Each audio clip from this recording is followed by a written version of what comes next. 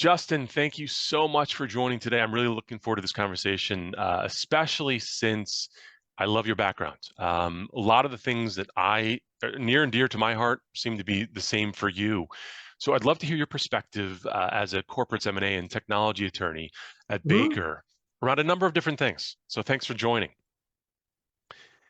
My pleasure. Of course. All right. So is it fair, based on me looking through a number of different things, is it fair to say that kind of a premise around some of the ideas that you're thinking about is that cybersecurity is not enough of a focus for emerging technologies like blockchain and crypto and NFTs right now? Uh, I would say that's an understatement. Okay, tell me why.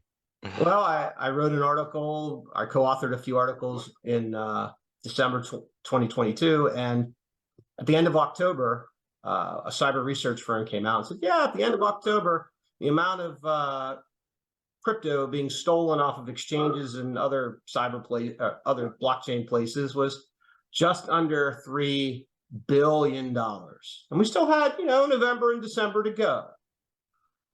And did you see the news today when they were talking about FTX, maybe that it may not be an insider? That's partly, but it was Lazarus No, I did not see that that hacked today. in. That's So that insane. just came out this morning. Hmm, So Lazarus is interesting because they are a primary hacking arm for the North Korean government.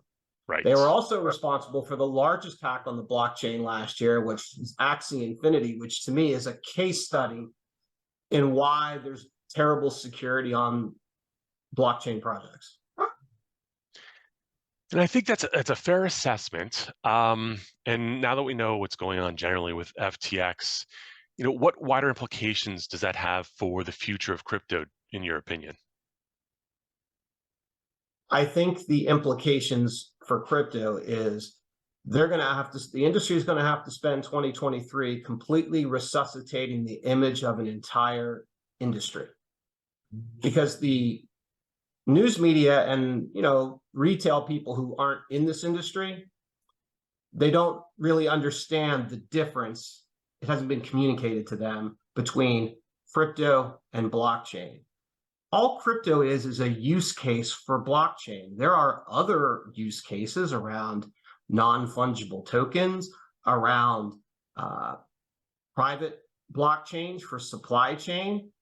And so that's the industry's challenge, is they look really silly now for all the, oh, we don't need regulation, this is something different. The wider arc of history from long-term capital management in the 90s through the dot-com bust with Enron and WorldCom, 2008, Bernie Madoff. If you want to go into an innovative industry and disrupt it, and it's financial services, the instinct for greed, human nature, remains remarkably consistent even with changes in technology. And I can agree with you there. So what about the thought that if people just use exchanges if they feel so inclined to do the Mhm. trading, but to keep their own tokens in self-custody? Do you think that's a solution here? That's a solution and let's go back to how we started our conversation, if you want to have self-sovereign uh, responsibility over your wallet, then are you going to make cybersecurity table stakes and as important to you as locking the door of your front house or your car? We're not there yet. So, and I agree with you on certain aspects of this, but I also wonder out loud Mhm. about if we were to, let's say, eventually that some of these centralized exchanges in the crypto world are equivalent to what we see as banks, right, in some form, except they're probably less regulated unless you find the ones in the US like Coinbase or Kraken, which still follow generally the same rules that we have for banks. Now, if you broaden it out and you say, those are a bit of a dinosaur. In time, many of those will go away, and you work off the model that DeFi, so decentralized finance, will use decentralized exchanges such that Mhm. people have control over those things.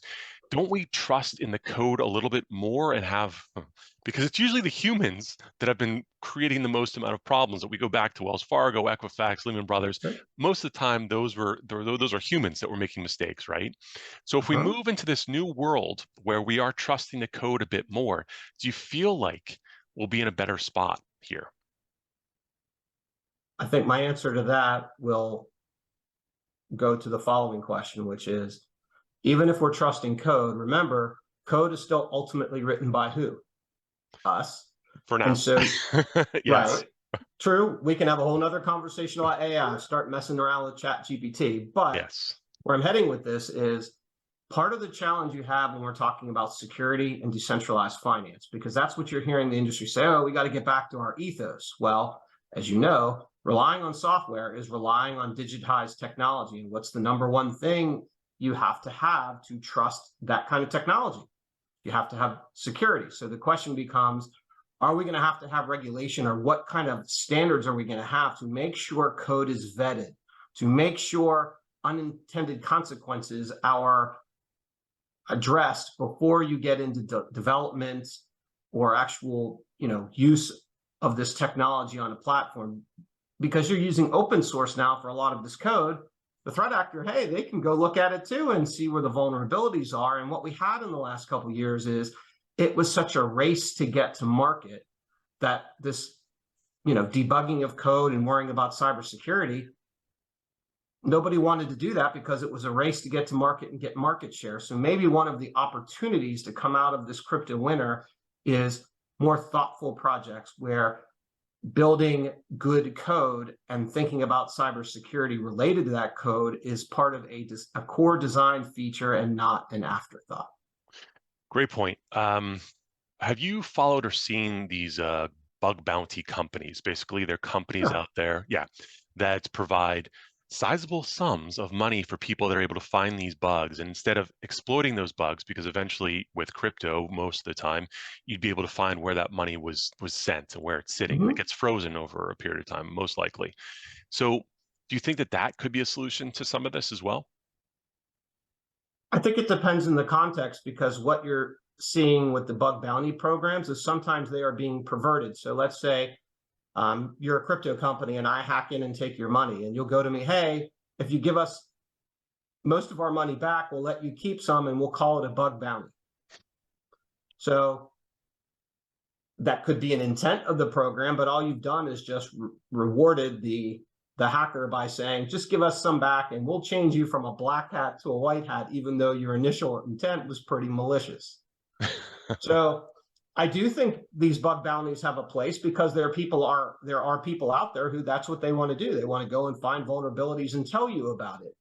As long as people understand what the intent here is, and companies don't try to hide behind it in a way to mitigate the PR damage when they've had a hack from a black hat who they want to turn into a white hat to stem the bad consequences. Okay, that makes sense. That's fair enough. What are your thoughts on NFTs right now? When it comes to the marketplaces, any concerns there? I think when it comes to NFTs, as I've said, or at least when I'm advising clients, I think the gold standard how you go to market with NFTs, right or wrong, is what Dapper Labs and the NBA has done. Hmm. And the reason that I say that is because one of the challenges around NFTs is intellectual property rights have not been well developed in how they work around these tokens, because code is not quite law, even though you hear people talk like that. And so if you want to go buy an NFT on the NBA site or the NFL site, you know that you're buying the NFT on a site that Dapper Labs owns, and they also have the rights to the intellectual property because they have an agreement with the NBA Players Association, same with the NFL. So you already have a contract with someone who owns the site as well as owns the IP. But when you go on to OpenSea, it's basically the eBay of NFTs, meaning they're just providing you a marketplace. They tell you straight out, we make no representation about the quality, authenticity of what's being traded here. So there are opportunities to collect stuff if that's what you like to do, but then it's also rife with fraud because they're not doing KYC, AML, or any of that stuff. So I get that, and I think it's a in the mainstream use case that makes sense to me. And in the sort of the Web 2 world, where you know that Hmm. these organizations are kind of running it and still probably have ownership of everything, that Hmm. makes sense. But when we make that jump, that leap to Web 3, where the essence of that is that people have personal ownership of those Hmm. assets, have control over those assets. How does that fit into it? You know what I'm saying? Does that make sense? It does. I think that's, as you correctly point out, potentially the next iteration. And so what's that going to require? And the way I look at all of blockchain projects is from, I call it the BLT perspective. As much as I might be hungry, it's not the bacon, lettuce, and tomato I sandwich, was but what it hoping it is was. I'm starving. Yeah. yes, business, legal, and technology. And so one of the challenges we have is the technology and the business can be going at warp speed, but sometimes the legal, most of the time, they're going at an impulse power pace. And so the question becomes, as we go on to this more decentralized Web3, where it's a lot more personal ownership and whatnot, how do we put a legal framework around it that will be trusted so that enterprise buys in and so you have some guardrails? We don't quite have that. Where I see an opportunity in 2023 is I think you're going to see it on the enterprise blockchain side. FTX is taking the oxygen out of the room, but behind that, you've seen Nike sign deals, Starbucks, NFL, Pepsi, big brand names. Like one use case just the other week, you probably saw where people couldn't get their Taylor Swift tickets and they are up in arms. Making tickets into a non-fungible token, that makes a ton of sense. It And that's does. why I think that's why you saw Live Nation stroke a deal, because they're the target of an NFT because they're the middleman. Everyone hates paying their Ticketmaster fees. But to me, that's an enterprise blockchain use case where NFTs and ticketing make a ton of sense. And that to me is where I think you're going to have to see. If I were a company, I was going in to pitch that, I wouldn't even talk about blockchain technology and whatnot, because it comes with a certain stigma around crypto. You talk more about how you can solve a problem. When they ask you about the technology, you explain how it works without calling it blockchain. Exactly. It's like Because of the, TCP/IP, right? yeah, Of yesteryear. We right. don't Does talk any about of, that anymore. Just talk about the right. internet. It works. But you and I can shoot each other an email, and do we as users think about how the email actually works? We just know that it works and we trust it. That's what the blockchain industry needs to get to, because if you try to explain how it works to a lot of people, it's confusing. And I totally agree with you. So I'm headed off to a chief marketing officer conference. Probably, I think your firm might even be attending for next week. And one of Mm-hmm. the topics that I'll be talking about is Web3. And one of the things that I'd love to hear your opinion on is, I've been talking about this for ages, are NFTs as something that are the basis for contracts. So think about the deed to your property, be it your car or your house or whatever the case is.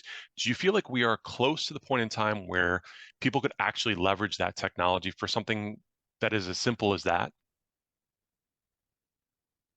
When you throw out the example of deeds in the government, I use that as an example because to me, explaining the deed, your house, and the real estate records is one of the best ways I can think of to explain in simple terms what a non-fungible token is. But when you bring the government into it, I don't know that that's going to be the fastest way to implement anything. That's why I think something like a ticket type of system might happen faster. But you're right.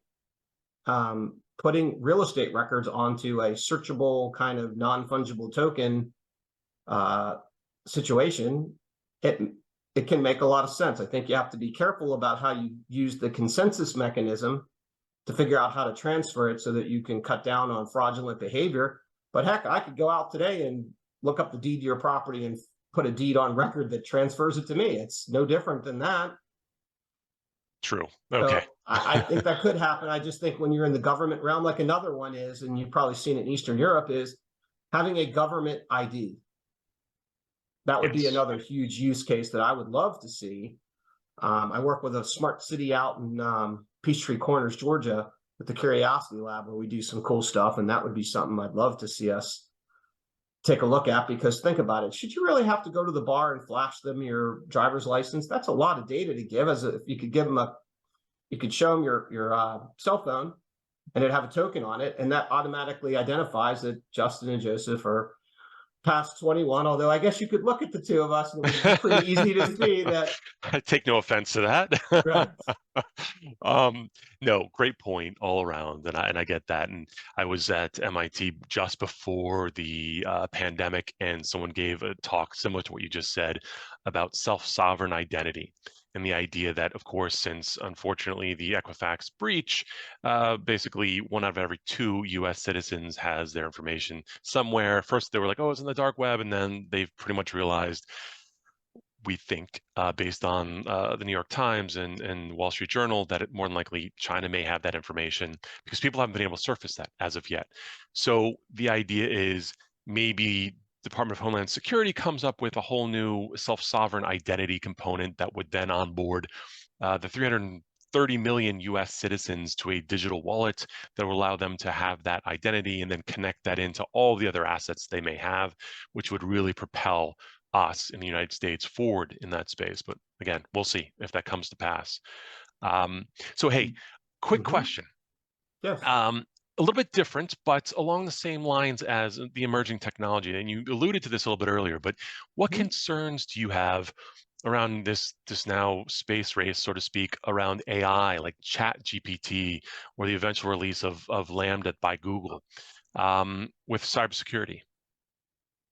So it's interesting you asked me that, because last month I did my first deal for a Fortune 500 company doing a global rollout of an AI-based software that helps select people for jobs. So think about, you're a big company, you get 1,000 resumes, and you use criteria you put into this AI that starts to learn the roles in your company, and it does kind of the first cut. So it gets you down from, say, 1,000 resumes to 100. And not only that, it can point the candidate, hey, this may not be the job for you, but you line up well with these other jobs. And so what I learned in the course of that negotiation is AI can't function without vacuuming up just huge swaths of data. So if you're this company, you're kind of trusting that not only are they going to vacuum up this information, but they're going to keep it anonymized. Because when we're in the HR space, you're going to have, there's personal information on a resume without a doubt. So from a cybersecurity perspective, my concern is you have 3 big trends going on in this country. We're probably in year number 4 or 5. Digitization. All information is becoming digital. 2, we're migrating to the cloud. And then 3, we have increased privacy and cybersecurity regulation. And so my concern is, if you thought we had a lot of data collection already, when we start having drones flying from the left, autonomous and electric vehicles coming from the right, the rise of blockchain plus AI, when it comes to data collection, you ain't seen nothing yet. Now all of that's about to accelerate. We also know from ransomware that a company's data is essential. It can't operate without it. So cyber becomes an important issue. But we're also seeing the Biden administration just last week, they came out with something that said, hey, companies who are voluntarily trying to comply with the cyber laws, it's just not happening. We're going to have more regulation. And so where I'm heading with all that, Joseph, kind of building this foundation, is to tell you that AI only increases the importance of cybersecurity, because now decisions get made out off of AI. So if I'm a threat actor and I'm able to corrupt the data that's going into the AI, it's going to make bad decisions. Because that, to me, is the area what we haven't seen as much in cyber yet, is corrupting the integrity of data. Because you have bad data, you're going to make bad decisions. And now you're using AI. So I think it'll be interesting to see how the cybersecurity threat actors evolve with AI, because most of the time when we come out with AI, everyone's saying, oh, look at ChatGPT, it can do all this stuff. I saw people say, oh, type in, hey, ChatGPT, write me a great phishing email, and it did it. Yeah, no, it is extraordinarily impressive technology. I for the last 6 or 7 years been talking about exponential technology, right? And people started almost uh, turning their eyes at me because like, oh my God, he's still talking about this thing years later. And then all of a sudden, you start to see things like this. And Sure. people who have not used it yet, absolutely encourage everyone to do it before it even becomes a premium service we have to pay for it, which is going to be soon. And of course, it'll be integrated into some of Microsoft services. But it is that big a leap, Mhm. and it gives me pause for thought for a lot of industries. I mean, the legal industry, the financial industry, the coders out there, the creatives, people building whatever design they want to build. What predated ChatGPT was DALL-E 2. Back in April was the first time I started using that, and I was stunned. You type in a few keywords, and it starts to develop it. You can continue to hone that as it goes forward, and you can get some amazing pictures. And I'm not an artist. I love photography, but I'm not an artist per se, and it's able to do that very quickly, very easily. I can only imagine what it's going to do to code. I can code a little bit, and I've seen what it could do for smart contracts. Very impressive, very quick. So it's only a matter of time before all this stuff creeps in. And you're right. If the cybersecurity aspect is something that is not thought of in advance, then we're going to have certainly some issues with it. Maybe the last question, and then I'll turn it over to you and see if there's anything that you'd like to touch on before we finish up here, is have you messed around with, seen, read about, or even played with zero knowledge proofs? Understand a little bit about the proving something without actually revealing information about that. So, Joseph, I know what it is, because it's a way to have cybersecurity. Can I say I've played around with it in a technical, detailed way at this point? I have not. Okay, fair enough. I think most people probably would not. But I think what it bears to bring out is that I think it could be part of the larger toolkit for people around cybersecurity, because it is that next level of security that allows for people to actually um, kind of conceal information in a fair way that Mhm. once it lands somewhere that it can be trusted, which I think is going to be fantastic to see. We'll see how it all comes together in time, but just something I was curious about, see if you'd been involved with it all. All right, any other thoughts that you'd like to bring up?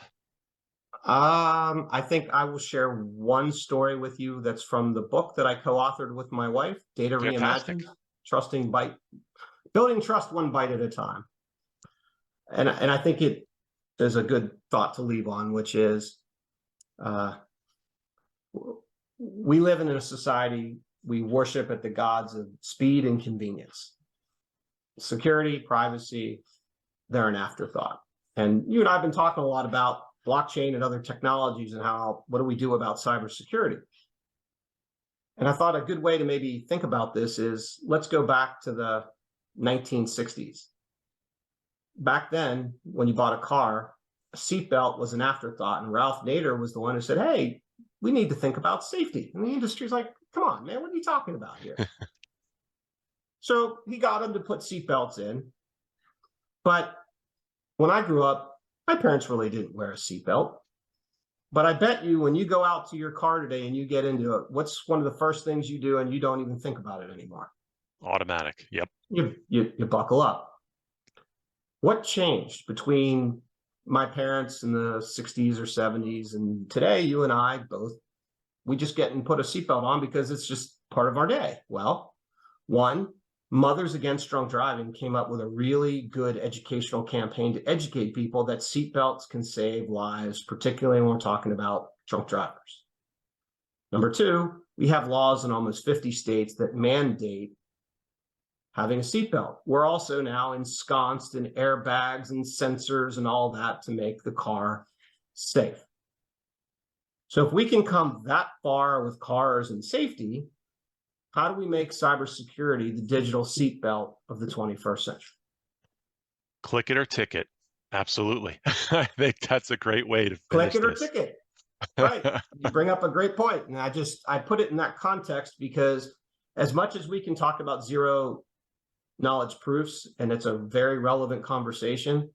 I just want to get people to think, well, if I'm going to use a password manager, or I'm going to be thoughtful about should I share this data, I just want to get people educated to do simple things that can cut down their risk tolerance, their risk profile by 70 or 80% just by having multi-factor authentication and whatnot. I mean, I've had arguments with developers like, Justin, our IT team does not want to add multi-factor authentication. It takes away from the user experience. I'm like, okay, guys, are you signing up to take care of it when they don't use MFA and we have a breach? Look at Zoom. We're talking on Zoom. And what do you remember? Did Zoom have a password back when it first came out? No, it did not. It might have been optional, I think, but it was kind of an afterthought. And why? Because it was too easy. It's far easier for people to just get into something than have to worry about a password. Yeah. That's right. And what caused Zoom to finally decide to make privacy and security more of a priority? The Zoom bombing, whatever they called it, where people just jump in on things or come into a class that weren't even invited to. That's right. It started with that, but then it came out that they had given user data to Facebook, and then they got sued under the California Consumer Privacy Act and other laws, and they had an $85 million settlement. So now the PR stance is, yes, we're bringing in the privacy and cyber professionals. My question is, why the hell didn't you just make it a core design feature? And you know the answer to that. That's the mindset that has to shift if cybersecurity is going to be a core design feature to blockchain, autonomous vehicles, ChatGPT. But until that shift happens, we're going to see more of the same. Very well said. Justin, thank you so much for your time. I really appreciate it. This is fantastic. Sure.